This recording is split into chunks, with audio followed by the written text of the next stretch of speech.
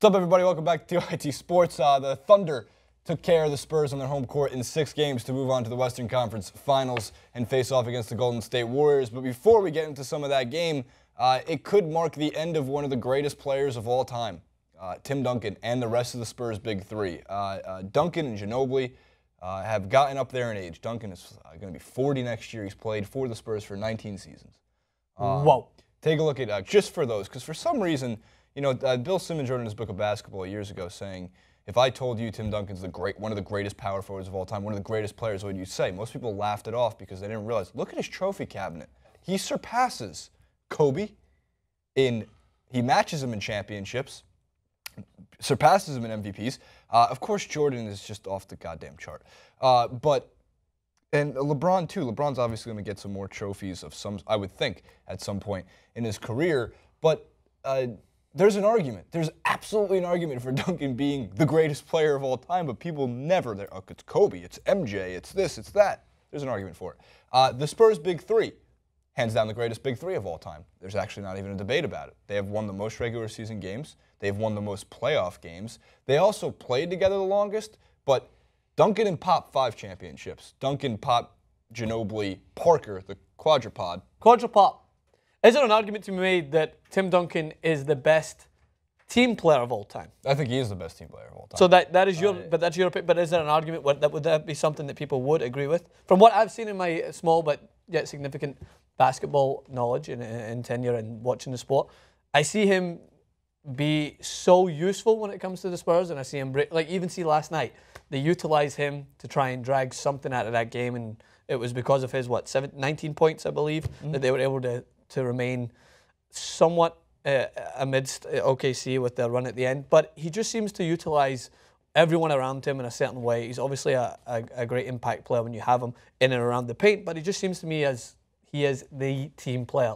Individually, that's where your MJs and your Kobe's and your LeBrons and Steph Curry's are always going to be that little bit ahead of someone like Tim Duncan, because no matter if you throw the accolades at someone, you tell everyone, this is what this guy's done, look at all these trophies. It's that individual ability to capture all the headlines that MJ has, that star quality, that Tim Duncan, unfortunately, in his niceness and his gentlemanly, gentle giant style, just doesn't gather that same headline. And that's what people look at. That's often, when you look at superstars in every sport, they have to have that extra factor that sets them apart, I believe, from the best team players. Yeah, of course. And look, Andre always called it portability, Andre Snellings, who we have on, because you can put him in so many different situations and you have a high impact on the game. Well, here's one actually great example of last night. Only guy on the Spurs team that finished with a plus in the plus-minus column.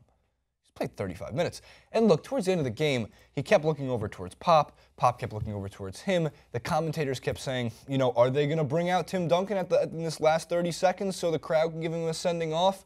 It's not Tim Duncan. That's not Greg Popovich. That's never how Tim Duncan's been. So while you had a whole season of this Kobe farewell tour, you got to tip your hat to Tim Duncan. If he goes, if he plays one more year, then maybe he gets a little bit of a farewell tour. He sure as hell deserves it. Yeah. The guy's been an unbelievable player in the NBA, a staple to fundamental basketball, maybe one of the best big men of all time. So let's get to Duncan, his words after the game, and of course we'll go right into Pop trolling most of the sports media once again. Think about what your future looks like? No, just I'll get to that after I get out of here and figure life out. One of those nights at the wrong time. Yeah, just one of those quarters at the wrong time. We always give credit to our opponents, and obviously OKC turned it up there and turned our execution into just forced bad shots, and then we kind of trickled down from there and kind of snowballed. So put ourselves in a hole, and then we actually played somewhat solid for the second half, but it was too little, too late. You happy with the fight that your team showed in the fourth Happy's quarter? not a word that I'm sorry. Really are you for me. What do you think turned the series around for them after game one? Oh, I don't know. I don't know. I'm not that smart. We just lost. Ask Billy. He'll figure it out. You have any regrets about not going smaller earlier? No. Are you coaching now? You should try not to do that. I know that. I learned that a long time ago. Right before the fourth quarter, I noticed you were talking to Tim for a while. You might want to share what you said to him and just what it meant. Really? Really? You think I'm going to share what I spoke to Tim about? Well, there's a chance. I guess you got to ask. You right? got to shoot the you shot. You got to right? ask, exactly. Doesn't go in unless you shoot it. Got to shoot it. No, I'm not going to tell you. Francis, you miss all the shots you don't take. Very true. I just wouldn't even ask the questions. Like, you just know what you're going to come with. There's no point in asking. You know, it's not that difficult to ask a question about basketball. Like, every time, like, I feel bad for Pop in some of these situations because, oh, he's such an asshole. He always trolls the sports media by giving them such asshole responses. Not really. They ask dumb questions. Like when you're trying to be a coach, when Pop is like talking to you about being like, why did you go small for that reason? Like, is that why you got blown out by? Of course, that's part of the reason that you were losing by 40 freaking points in the game. Ask basketball questions. What did the Thunder do right? What went wrong with your rotations? It's not that hard. I guarantee if you asked him what did the Thunder do right, he would have said they won. Yeah, that's true. But at least, but that would have been better than pretending like I know how to coach. This is why, like, it's part of. I'm happy that we're behind the desk and protected from that, because that I give so much credit to guys that go out there and ask those questions, because they must be shiting themselves knowing that Popovich is about to come in there, thinking, what's the point of even asking this? What is your favorite movie? What do you eat at night before you go to bed, or do you eat before you go to bed? You cheeky devil. That's what I'd ask him. That's what you. That's what I ask him, because there's no point asking him any other questions, because he's just going to make me look like an idiot. Call him a cheeky What's devil. your favorite bow tie, big guy?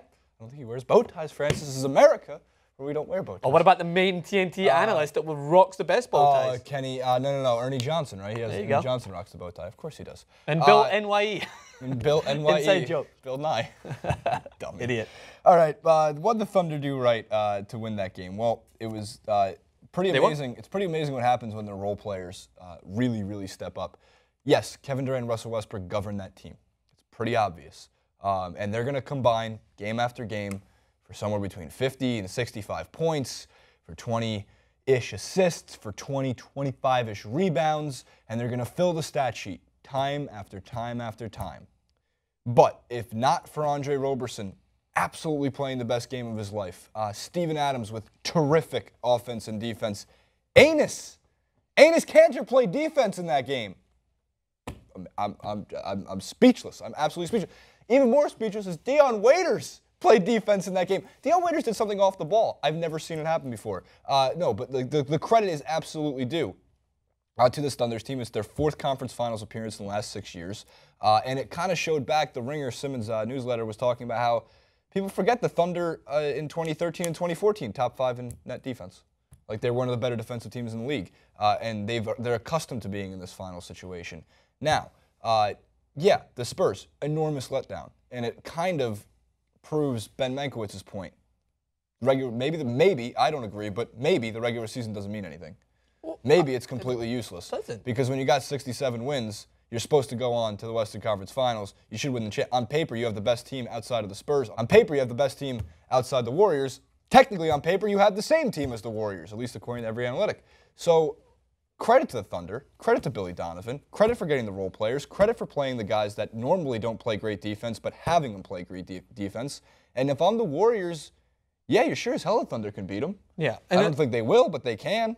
And that's what you got to give credit to guys like Tony Parker throughout the season, being hit with all these stats. Oh, well, you've went on with your best regular season ever, breaking all these records. And he basically was saying, it does not mean shit unless you go on and win the competition. The season's so long, so many games, you can throw in all the facts that you need. But if you do not back it up and you cannot go on and win, then it doesn't mean anything. And I have to give credit to OKC for taking advantage of that. But one thing I did want to say for the Spurs is, I love now when I was watching last night on ESPN, Stephen A. Smith and all these guys are now talking about how this is a transition period for the Spurs.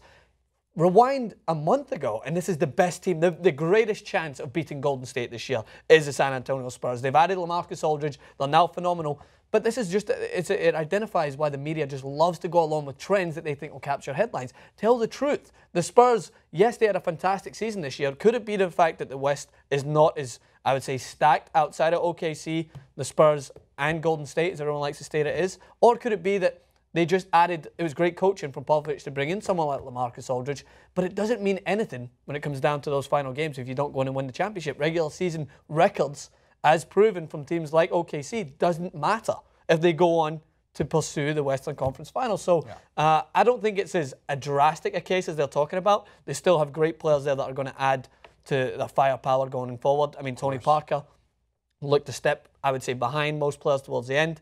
Whether Tim Duncan goes, they're still going to have LaMarcus, Kawhi Leonard, Danny Green if he shoots lights out throughout the season and not just towards the end. I think the Spurs are fine. Yeah, of course. They'll be back in next year. Comment below, like, favorite, subscribe.